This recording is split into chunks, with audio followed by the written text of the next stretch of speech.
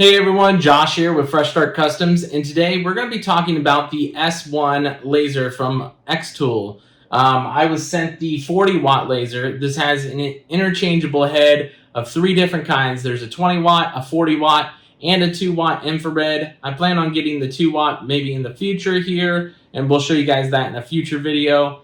But with all that, I'm going to be talking about my honest opinion on this. There are some things that I would like to see changed.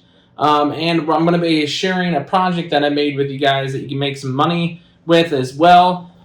You are capable of making a side business on this machine. I truly believe that. It is a great machine, and it's probably the most accurate machine you'll ever see, and I'll show you that here in just a second. Why? Even though it doesn't have a camera. And speaking of the camera, obviously we all wish that it had a camera, but it doesn't. So that's one of the things that I wanted to address right up front with you guys. If you're expecting to be able to see what you put in there, you're not. But this is actually more accurate, and I'll show you why. Now, with all that out of the way, let's jump into a couple different topics here. The interchangeable heads, that 20 watt is going to be a little bit more detailed when it comes to engraving. This 40 watt is going to cut stuff a lot faster with one pass. And then the 2 watt infrared is going to do metals, plastics, that type of stuff to make it safer and actually able to be used correctly. So keep an eye out for that. Hopefully in a future video I'll get one of those. They are kind of expensive for the new head type there, so I'm gonna try and save up some and get that for you guys. Now with the project here, I did do this project right here. It's a little penny game. This is the one that I printed on the S1, and I used the wrong type of material because this is the settings that I had for this type of material. So I did have to glue this together. The joints weren't tight because I didn't use the right type of material. And then here's the project that I printed with the Glowforge. As you can see, masking tape was on there. There's no burn marks. That's great. One thing I did want to address is if you like to use masking tape, you are going to have to keep dialing in your settings with this and figure out what works best. I didn't have luck with masking tape. The diode lasers just don't seem to work that great with masking tape unless you really increase the power. I didn't really want to do that. It still works great. It doesn't leave that many burn marks with the air assist on, so just a heads up on that. I did finally dial in the settings after making these 2 projects for proof grade, but without masking tape. So as you can see, this little piece here is a slot fit test. It's extremely tight. I can't even pull it apart if I wanted to. That's exactly what you want, is a really nice tight fit, the correct material for the correct file. And then here's the one that I used for this. This is just Baltic birch 3mm, but the file requires here. They're not the same. So whenever you measure with a digital caliper, they're different. So as you can see, this one just comes right apart. There's barely any kerf that you can feel in there because it's the wrong type of material. So that's why I had to glue it together. But like I said, when I first got this, I didn't have any settings dialed in, and the settings that I did have, I could cut birch on pretty easily. But now that I got it dialed in, I think I got it all figured out, and it should be good to go. I did that test fit, and it would work perfectly.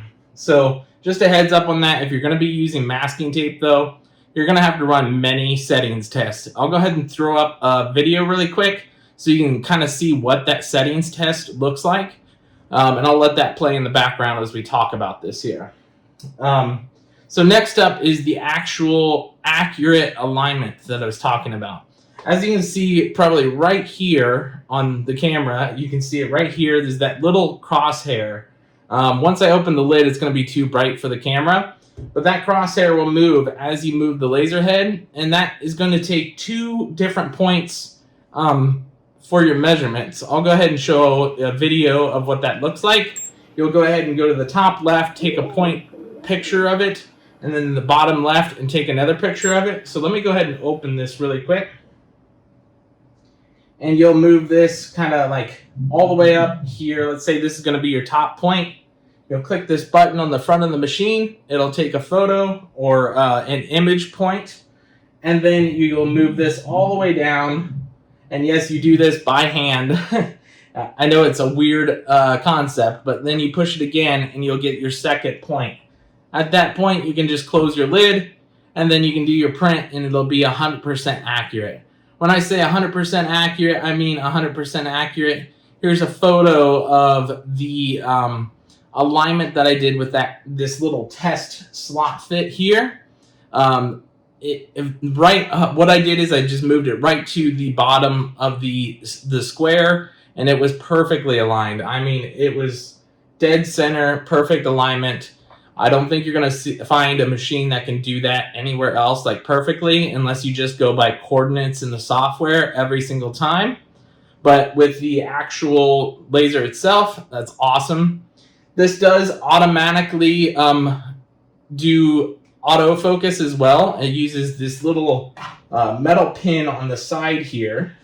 There's a little metal pin right here that goes down and touches your material, and then it goes all the way to the back corner and touches the metal bar to reset, and it tells it exactly how thick it is. You can use the crumb tray, or you can use little metal prisms, kind of like the M1 has. I prefer the crumb tray a lot more than the metal prisms, because those metal prisms kind of go everywhere. You can always get like 3D printed items to hold those in place if you prefer those, but I definitely prefer the metal crumb tray. Speaking of the metal crumb tray, let me move this out of the way here. That comes with these little hold down pins. They're like little metal pins that just pop right into the unit, and then you can clamp them down. That is super nice. I like that way better than the little tiny wooden pins that kind of snap that we've been using on the Glowforge. So that is a super cool thing as well. One thing that you do have to know about is if you don't like dust, this machine is not going to be for you. What I mean by that is this entire lid, I know you probably can't see it on camera right now, but this entire lid collects dust like nobody's business. Yeah, I've wiped it down, and then I'll leave the room and I'll come back and nothing has been done to it, and there'll be dust on it again. So if you don't like dust and it's going to bother you, you have OCD about it, don't get this machine. It's going to bother you. There's just no way around it. I've never found a way around it. I've wiped it off so many times. It's going to collect dust. Other than that, it doesn't affect anything, doesn't affect the machine. It's just going to be visually unappealing whenever you look at the dust there. Now, with the topic of dust, you do have the Air Assist tool here. The Air Assist has an auto, a 1, 2, 3, and I believe 4, or they call it max. You can manually turn that on or just leave it on auto. I leave it on auto all the time. What auto does, you can set the settings automatically in the program. So every time you do an engraving, it's going to do 1 speed for the Air Assist. And every time you do cutting, it's going to do that max speed for the Air Assist for cutting. I haven't really had any flare-ups other than one test setting. And I showed you guys that settings printing earlier. But the flare-up that I had was with one of those test settings right there. You can see it flare up. That was a really low power. So after I did some research into this on how to run the test settings, I just reduced the amount of power and speed. And that ended up looking something like this. So it looks much better now. I'm pretty happy with that. I think 175 speed and 55 power is going to be great for proof grade without masking tape. So if you're looking for that, that's going to be great for engraving.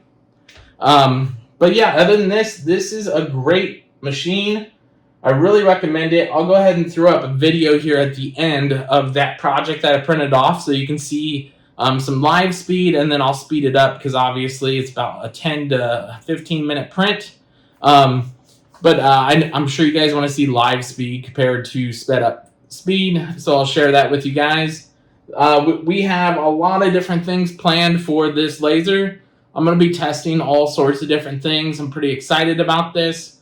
I don't have the riser base or the pass-through, but you can get like an automatic belt feeder here for this, where it's going to feed your material back and forth as it cuts automatically. I heard you do need a very large table for that, and you will need the riser for that. So maybe in the future we'll get that. I plan on saving up some money for the 2-watt infrared first for metals, because I've been wanting to do that forever, and now that we have a machine to do that on, I'm definitely going to invest in that. But other than that, yeah, this is overall is a great machine, but there are those caveats where you have to learn like the settings manually. They don't have as many settings as Glowforge right off the bat. It does look like they have some unapproved lists that they are working on to making an approved list. You can also home the position of this in the software itself. You can move the laser head with the arrows in the software itself as well. So that is a nice feature, but mostly you're going to be moving this around manually. You're going to be just reaching in there, moving it, touching the button, and moving it again. Don't worry, it is completely safe. There is magnetic strips underneath this lid, so the machine will never go off unless the lid is closed and your hand is out of there, so it won't harm you in any way. But other than that, I hope you guys enjoyed this. If you want to see anything else about this machine, let me know. I am going to make plenty of future videos on this. And let me know in the comments if you have any other questions that I might have missed. I'm sure I missed plenty of things. This is just my first few attempts at this machine, and we're going to be learning more and more, and I'm going to be sharing more and more tricks with you guys. Other than that, enjoy the live cutout of this. I'll probably play it out for about a minute, and then we'll speed up the rest so you can see the rest there so you don't have to wait around. And we'll catch you guys in the next video.